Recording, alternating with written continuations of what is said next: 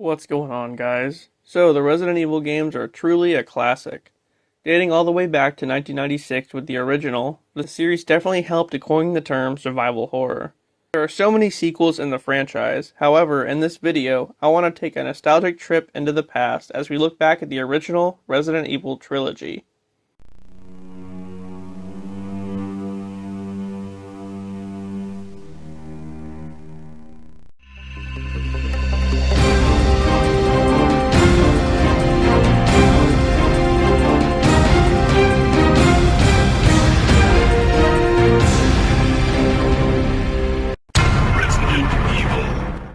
Back in 1996, a Capcom producer, Kuro Fujiwara, wanted one of the game developers at Capcom, Shinji Mikami, and some others to remake his 1989 video game called Sweet Home, that was playable on the Japanese Famicom gaming system. At first, Capcom wanted to call the game Biohazard, but gaining the rights to that name was nearly impossible, pretty much due to it already belonging to another game. So afterward, the company held an in-house debate for the game's new title, which turned out to be Resident Evil. And then it was released in March of 1996 for PlayStation. The third-person game would quickly become a cult classic due to its tank controls and fixed camera angles. In the game, you play as two members of a special force team called STARS, the Special Tactics and Rescue Service, who are dispatched to the Arklay Mountains after some of their teammates go missing. You can either be Chris Redfield or Jill Valentine. Upon getting to the forest, they stumble upon a strange mansion and are forced to enter it to avoid getting eaten by rabid dogs. Then, as the game progresses, you go through the giant labyrinth of the mansion and must solve puzzles to advance. Not only that, but you're faced with fighting against zombies and other horrible creatures. Ammo may be scarce in some areas, but there's some plants you can consume to heal if you get injured. In some parts, Chris is aided by another STARS officer named Rebecca, who helps to heal you if you're injured. But if you play as Jill, that role is filled by Officer Barry Burton. However, instead of healing you, he pretty much fights all your battles for you. After a while, whether you play as Chris or Jill, you make it underneath the mansion to a lab deep underground, where it's discovered that a pharmaceutical company called Umbrella is behind the horrors you've been encountering. This is all due to a virus they were working on called the T-Virus, or the Tyrant Virus, getting out and infecting everything. Not only that, but your captain, Wesker, is a double agent and actually works for Umbrella. After making the discovery, he tries to unleash their newest experiment on you, the Tyrant. But he gets killed in the process, and you have to destroy it and the mansion before escaping in a helicopter. After telling their story of what happened, no one believed them and the remaining STARS team was disbanded. In January of 1998, a sequel to the famed video game was released, Resident Evil 2. Originally, this was supposed to be Resident Evil 1.5, but was quickly changed into being the second game. In this one, you play as both Leon S. Kennedy, a rookie Raccoon City police officer, and Claire Redfield, the sister of Chris from the first game. Leon's arriving in town for his first day on the job, and Claire is looking for her brother, who's been missing ever since the mansion incident. The two meet up and agree to stick together, only to be separated by a semi that comes crashing into them. This one has the same tank controls and fixed angles as the first game, as well as similar ammo and herbs that you can pick up. And much like the first game, you can combine different herbs to create different healing effects. Upon exploring the police department, Leon and Claire both get stalked by a new tyrant called Mr. X, who sent in to kill any survivors that are left alive, pretty much. Just like the first game, Leon and Claire are aided by other characters. Well, aided is a strong word. Accompanied is more like it.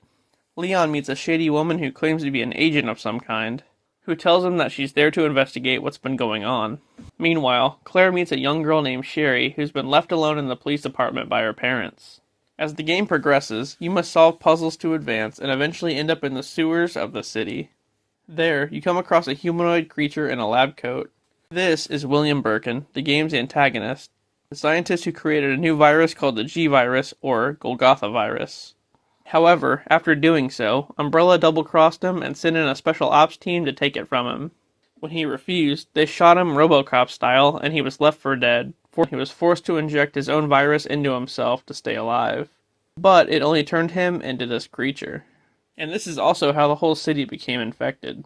Birkin dropped vials of the T-Virus, which was then eaten and carried around the city by rats. After a while of traversing the sewer, you find yourself in another Umbrella lab under the city. Here, Leon discovers that Ada is actually working for someone who has her stealing a sample of the G-Virus. When Leon confronts her about it, she can't bring herself to kill him and falls to her death after being fatally shot by Birkin's wife. At this point, Claire is still running from Mr. X with Sherry, as it's made aware that Sherry is Birkin's daughter and she has a sample of the G-Virus in her locket, which is the very thing that Mr. X has been after the whole time. Different from the first game, where both Chris and Jill's scenarios are almost identical, Leon and Claire's can be done in a Scenario A and Scenario B type way, so that the stories seem to be happening side by side, opposed to them being the exact same thing. In Scenario A, you end up fighting against Birkin once he's fully transformed and have to kill him in order to escape. In Scenario B, you have to fight a mutated Mr. X, and, much like Birkin, have to kill him before you can escape. After that, Leon, Claire, and Sherry all board a train and escape as the lab blows up. Resident Evil 1.5 was going to feature both Leon and Claire, who, just like in Part 2, traverse the police station. However, the layout was going to be completely different, and Claire was going to be called Elsa Walker, who wore a motocross suit instead of her classic outfit. In September of 1999, we got Resident Evil 3 Nemesis. This one was at one point considered to be the actual Resident Evil 2, back when Resident Evil 2 was still going to be 1.5. However, that changed pretty quick. The reason this was considered to be Part 2 is because the events of this game start way before Resident Evil 2 takes place. So, the game starts before Leon and Claire get to town. However, the second half of this game takes place after the end of Resident Evil 2. I'll explain that better in a minute. So, having survived the mansion incident, Jill Valentine decided to stay behind in Raccoon City to continue to investigate Umbrella, while Chris heads off to Umbrella headquarters in Europe.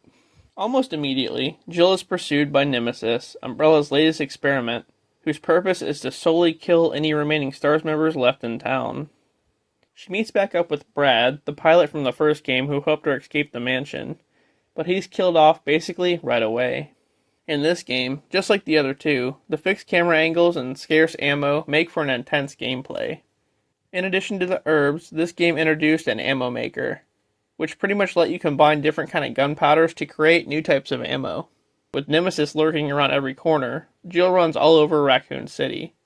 She encounters a guy named Carlos, who, as it turns out, is working for Umbrella. He and some others are an in-house military unit that Umbrella sent out to rescue survivors in the city. One of the group, Nikolai, seems a bit sketchy though. As you progress through the game, you end up at a clock tower where you get infected by Nemesis during a battle. And this is where I was saying Resident Evil 2 takes place. It happens while Jill is down and out for being infected. During this time, you play as Carlos and must traverse a hospital in search of a cure for Jill. After that, you find yourself in the Dead Factory, where you learn that Nikolai is actually being paid to collect data from what's been going on in town. So he tries to kill you, and you have to pretty much gun down his helicopter. Oh, and also, since the city is basically too far gone, at this point the government has decided just to nuke the city at dawn. After having dunked Nemesis in acid in the Dead Factory, you now must face his final form, a giant blob. However, the only way to defeat this version of him is an experimental laser called a rail cannon, which pretty much overheats after every single use. So, after finally killing Nemesis once and for all, Jill and Carlos get picked up in a helicopter, piloted by none other than her old pal Barry, and they fly away just as the city gets destroyed. Sometime later, the news labels the whole incident in Raccoon City as a hoax, as Umbrella gets away scot-free. So, those were the original games. There are two other ones that I grouped together with these, which are both pretty much spin-off games. The first one is Resident Evil Code Veronica, which takes place 3 months after Raccoon City gets destroyed. In this one, you play as both Chris and Claire Redfield, who find themselves on Rockfort Island, home to more Umbrella-themed chaos. There, they meet twins Alfred and Alexia Ashford, who serve as the game's main antagonists. At some point in the game, you find yourself in a secret Umbrella facility in Antarctica, where you face off against the twins' father, Alexander, who's been turned into another Umbrella experiment. In the end, Chris has a run-in with Wesker, who is now back from the dead, now with enhanced abilities due to the T-Virus. Also, there's Resident Evil Survivor that takes place 2 months after the Raccoon City thing. This one is on Sheena Island, where another Umbrella facility sits. In this game, you play as Ark Thompson, a reporter sent by Leon to investigate Umbrella and its commander, Vincent. The problem is, before the start of the game, you already had a run-in with Vincent, which left you with amnesia, thinking that you yourself are him. This game differs from the others in that it's a first-person style game as opposed to third. Also, that this game has infinite ammo, so that's a plus. After facing off against zombies, lickers, and multiple Mr. X's, you find yourself at an Umbrella facility to fight Vincent yet again, and must face off against a new tyrant before escaping the island. And there you go, just some insight into the original trilogy and some other games that I like. Well guys, thanks for watching, and I hope you're enjoying Resident Evil Month. I'll see you later.